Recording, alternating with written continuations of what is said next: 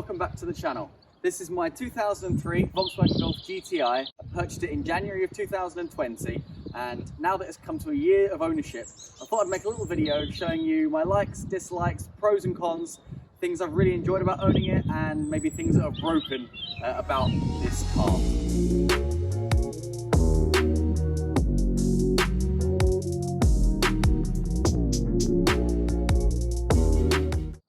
So first of all, you can see there's rust starting to bubble on the arches, just like all Mark 4 Golfs. And also just down here, it's probably the worst bit of rust on the car, and it's not great, but I'm not too worried. I think someone put this wing on in the ownership of their car. I think it was maybe had a small accident because it's not been lacquered.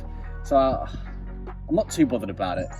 And in this shot, you can see another truly terrible part of the car, which is the wheels. They're a really nice design, and I think the design and size works really well with the car, but as you can see, they're in terrible condition. As you can see, on the back quarter on the passenger side, it's got some pretty bad lacquer peel. While it does look not the best, again, it doesn't bother me too much because it is a, 17, 18-year-old car now. And also, you can see as you look towards the rear bumper that the two panels are just completely different shades of red. I don't know if it's had a new bumper in the past or what, but you can see this is one of the biggest differences on the car as to where the colour changes. As you can see, prior to my ownership, someone decided to wrap the roof of the Golf in this like carbon effect. I actually think it looks quite good. I wouldn't get rid of it. I think it works quite well with a red car. It is a bit weird though how they decided not to do like the boot. And leading on from that, you can see someone's put on a spoiler and tried to spray it red poorly. Looks like it was originally black, and it's now flaking off like super bad. Yeah, I hate how it looks in the paint wise, but I like how it looks in style, so I'm not going to get rid of it. So when it comes to the interior, when I bought the Golf, it came with these cream heated leather Recaros, which are incredibly comfy. They're a bit, you know, love it or hate it Marmite. Some people come in and go, ugh, and other people are like, wow, they're cool. And I had to source and put in leather door cards because it didn't have them when I first got the car. So when it comes to the center controls and the dashboard of the Mark 4, I think it's really nice. I'm happy that I got the 3-spoke steering wheel rather than the horrible 4-spokey one that comes out like this.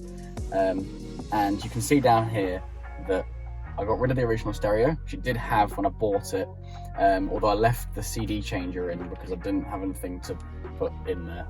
It's a bit silly.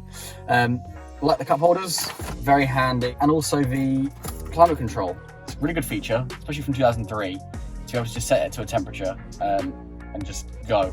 Really happy that it came with this, and you can see that the person who owned this before me, obviously the carbon effect that he had on the roof, he carried on using it on the inside of the car. There are some drawbacks, and that's stuff like my Mark 4 suffers from all the plastics going all like horrible and scratched. There's like bits of trim that have fallen off.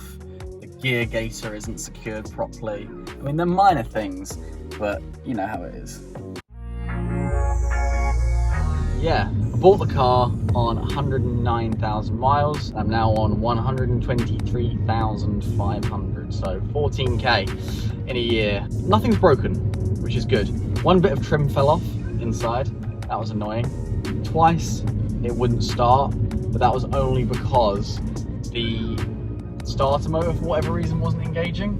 I've only put 2 tyres on it, on the front. Went through its MOT in August with just one advisory, which was the tyre. MPG, I tend to get, it depends, around town, 25 MPG. And then on my way to and from work, which I go down the double carriageway, I get about 35 if I'm driving normally, which is really good. Everything's always kept working on the computer. In that sort of respect, everything's absolutely bang on. Before I bought this, I had a 2014 Seat Leon on finance, but strangely enough, it really wasn't that reliable. Well, it was reliable in that it always started and went, but you know, it came to its first or a second MOT and it needed both front shocks doing, and it was 500 quid.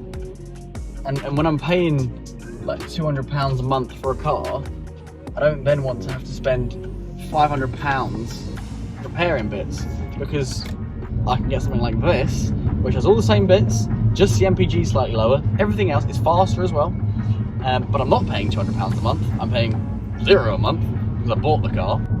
And it made me think, why did I even consider the Sea? It doesn't make sense.